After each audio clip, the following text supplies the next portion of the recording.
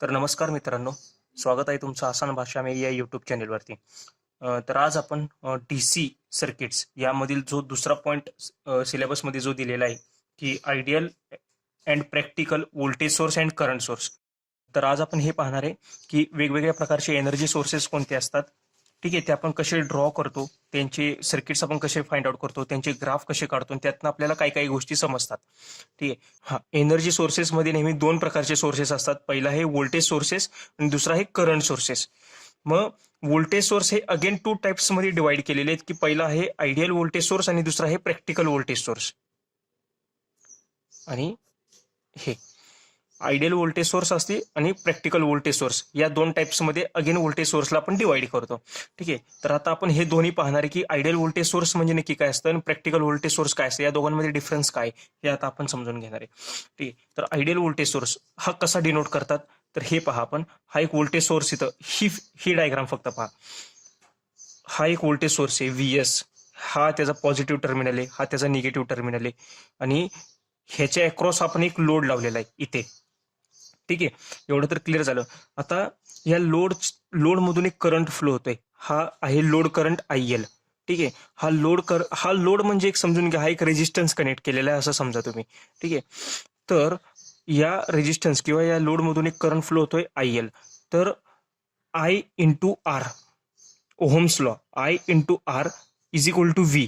म्हणून या लोडच्या अक्रॉस एक व्होल्टेज तयार झालंय VL, कारण की या लोडमधून एक करंट फ्लो होतोय. त्यामुळे एक लोडच्या अक्रॉस एक व्होल्टेज क्रिएट झालं, त्याला आपण म्हणतो लोड व्होल्टेज VL. त्याला आपण VL ने डिनोट केलंय. ठीक आहे. आणि हा IL परत असा सर्किटमधनं फ्लो होतोय क्लॉकवाईज डायरेक्शन मध्ये.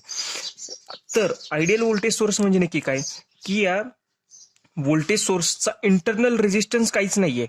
म्हणजे फक्त सर्किटमध्ये एकच रेजिस्टन्स आहे, हा लोड रेजिस्टन्स RL. ठीक आहे. आता हा त्याचा आपण ग्राफ बघू की हा लोड करंट आपण किती जरी आपला वाढला, की या RL मुळे हा लोड करंट किती जरी वाढला तरी हा VS हा हाय तेवढाच राहणार आहे आणि हा VL पण हाय तेवढाच राहणार आहे. की या VS आणि या VL मध्ये काहीच ड्रॉप नाही होणार आहे, कारण की याचा जो इंटरनल रेजिस्टन्स आहे VSचा तो 0 आहे. त्यामुळं हा VS आणि हा VL हे नेहमी इक्वल राहणार आहेत, कारण की हे आपण एकमेकाच्या अक्रॉस कनेक्ट केलेले आहेत आणि कुठलाही इंटरनल रेजिस्टन्स कनेक्टेड नाहीये. इंटरनल रेजिस्टन्स हा 0 आहे. त्याच्यामुळं VS आणि हा VL हे दोन्ही सेम राहणार आहेत. आणि हा तुम्ही ग्राफ बघू शकता, VS आणि VL एक्झॅक्ट कॉन्स्टंट. हा पॅरलल टू एक्स ऍक्सिस आहे. ठीक आहे. म्हणजे लोड करंट किती जरी वाढला, मी किती जरी करंट सर्किटमधनं ड्रॉ केला तरी हा VL माझा सुरुवातीला जेवढा होता तेवढंच एंड पर्यंत राहणार आहे. हा VL आणि हा VS सेम राहणार आहे, मी सर्किटमध्ये किती जरी करंट ड्रॉ केला तरी. तुम्ही हे पाहू शकता या ग्राफमधून. ठीक आहे. तर हे जे कॅरेक्टरिस्टिक्स काय की हा कॉन्स्टंट व्होल्टेज प्रोव्हाइड करणार आहे. बरोबर. VS is equal to VL हे शेवटपर्यंत राहतंय आपलं. ठीक आहे. आणि त्याचा इंटरनल रेजिस्टन्स, या व्होल्टेज सोर्सचा इंटरनल रेजिस्टन्स नेहमी त्याच्या सर्किटच्या शेजारी कनेक्ट केलेला असतो सिरीजमध्ये. हा जसा आपण या प्रॅक्टिकलमध्ये बघू शकता RAC, तसा या केसमध्ये RAC हा काहीच नाहीये, 0 आहे. ज्यावेळी व्होल्टेज रेजिस्टन्स 0 असतो त्यावेळी ते शॉर्ट सर्किट होतं, हे एक समजून घ्या. त्यामुळे इथं आपण शॉर्ट दाखवले डायरेक्ट. त्यामुळे इंटरनल रेजिस्टन्स आयडियल व्होल्टेज सोर्सचा 0 असतो. यावर क्वेश्चन्स येऊ शकतात. ठीक आहे. म्हणजे बेसिक जे MCQs क्रिएट होतात ना, त्यातनं हे जे बेसिक MCQs असतात कुठल्या पण टॉपिकमध्ये, तर त्यामध्ये हा एक MCQ खूप वेळा विचारला गेला, म्हणजे SSC JEE वगैरे त्या एक्झाम मध्ये विचारला गेलेला आहे की इंटरनल रेजिस्टन्स काय असतो आयडियल व्होल्टेज सोर्सचा किंवा प्रॅक्टिकल व्होल्टेज सोर्सचा, तो कशाने डिनोट करतो, त्याचे फॉर्म्युलाज वगैरे विचारले जातात. तर हा झाला आयडियल व्होल्टेज सोर्स. ह्याचं कॅरेक्टरिस्टिक्स काय की हा कॉन्स्टंट व्होल्टेज प्रोव्हाइड करणार irrespective of change in current. Current किती जरी आपला चेंज झाला, की IL ची व्हॅल्यू किती जरी आपण वाढली किंवा लोड रेजिस्टन्स RL मुळे IL खूप जास्त वाढला तरी पण हा लोडमध्ये काहीच बदल नाही होणार. लोडच्या व्होल्टेजमध्ये तो सोर्स व्होल्टेज एवढाच राहणार. ठीक आहे. आता आपण प्रॅक्टिकल व्होल्टेज सोर्स बघणार आहे. प्रॅक्टिकल व्होल्टेज सोर्स म्हणजे नक्की काय. आता बघा, हा सोर्स व्होल्टेज लावला VS. या VSच्या शेजारी एक आपण रेजिस्टन्स आहे RESC म्हणून डिनोट केलेला आहे. हा इंटरनल रेजिस्टन्स आहे या व्होल्टेज सोर्सचा.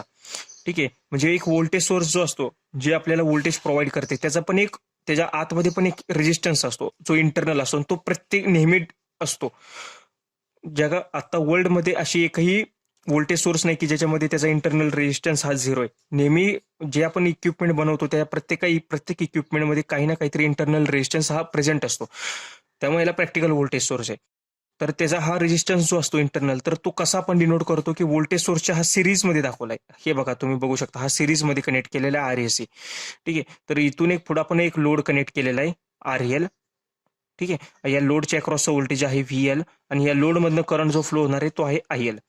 ठीक आहे. तर आता तुम्ही बघू शकता, जसा आपला लोड करंट वाढतोय, म्हणजे जसा हा करंट वाढत जाईल, जसा हा करंट वाढत जाईल तसं काय होणार आहे, या लोडच्या अक्रॉसचं व्होल्टेज आहे ना ते कमी कमी कमी होत जाणार आहे. आता जर तुम्हाला जर हे जर समजायला अवघड जात असेल तर तुम्ही इथं KVL लावू शकता. जसं आपण मागच्या आपण ह्याच्यामध्ये व्हिडिओमध्ये पाहिलं. तुम्ही ह्याच्यामध्ये KVL कसं अप्लाय करणार? आता बघा, मी तुम्हाला सांगितलेलं, हा करंट असा इथून वरती असा फ्लो होणार. करंट रेजिस्टन्स मध्ये ज्या पाहिला जाईल तो पॉझिटिव्ह टर्मिनल कन्सिडर करायचा, हा निगेटिव्ह कन्सिडर करायचा, हा असा परत हा इथं पॉझिटिव्ह दाखवलाय मी, हा निगेटिव्ह, हा परत असा 0 इकडे इकडे गेला. तर कसं होणार बघा, हा पहिल्यांदा इथनं गेला -VS प्लस आता ह्याच्या अक्रॉस एक व्होल्टेज तयार होणार आहे RACच्या अक्रॉस. तर त्याची पोलॅरिटी आपण दाखवली, तर पॉझिटिव्ह टर्मिनल आहे, हा निगेटिव्ह टर्मिनल आहे. तर RACच्या अक्रॉसचं व्होल्टेज काय असणार आहे? RACच्या अक्रॉसचं व्होल्टेज I × R. ठीक आहे. तर R तर आपल्याला माहिती आहे ISC, आणि ह्याच्यातनं करंट कुठला फ्लो होतोय, तर हा IL, म्हणून IL × RAC हा ह्याच्या अक्रॉसचं व्होल्टेज झालं, प्लस हा VL इज इक्वल टू 0. मग ते जर आपण हा -VS आहे ना, हा जर राईट हँड साईडला नेला तर आपल्याला हे इक्वेशन मिळेल, VS is equal to IL × RAC plus VL. आता VL बघायला गेलं तर VL काय आहे? तर VL म्हणजे काय असतं? हा लोडचा रेजिस्टन्स RL इंटू त्यातनं जाणारा करंट हा IL. ठीक आहे. तर काय होणार आहे नक्की, हा RAC तर आपला आहे तेवढाच आहे, हा तर आपण चेंज नाही करू शकत आहे, हा RL सुद्धा आपण चेंज नाही करू शकत आहे. आपण चेंज काय करतोय की हा IL आपण कमी जास्त करतोय. या IL ची व्हॅल्यू आपण कमी जास्त, म्हणजे सुरुवात जर रेजिस्टन्स कमी असेल तर कमी फ्लो होणार आहे, रेजिस्टन्स जास्त वाढला तर IL सुद्धा जास्त वाढणार आहे. त्यामुळे जर आपला IL कमी असेल, सपोज आता या फॉर्म्युलेनुसार जर आपण IS जर 0 घेतला, IL हा जर I जर 0 घेतला, तर VS is equal to VL सर्किटमधनं या ग्राफमध्ये प्रूव्ह होते. At 0 VS is equal to VL. ठीक आहे. आणि जसा आपला I हा वाढत जातोय, जसा I वाढत गेला तसा हा ह्याच्यामध्ये एक ड्रॉप होत गेला, कारण की VL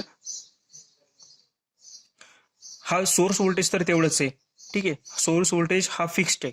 जर हा वाढत गेला IL, तर हा VL कमी कमी होत जाणार आहे. हे तुम्ही सर्किटमधनं पाहू शकता. असं जसा ड्रॉप होतोय ड्यू टू RAC. या RAC आणि या IL या इंटरनल रेजिस्टन्सच्या अक्रॉस व्होल्टेज ड्रॉप झाल्यामुळं हा ड्रॉप होत चाललाय, आणि हा आहे तो internal drop due to internal resistance, drop due to R internal, आणि हा VL आहे.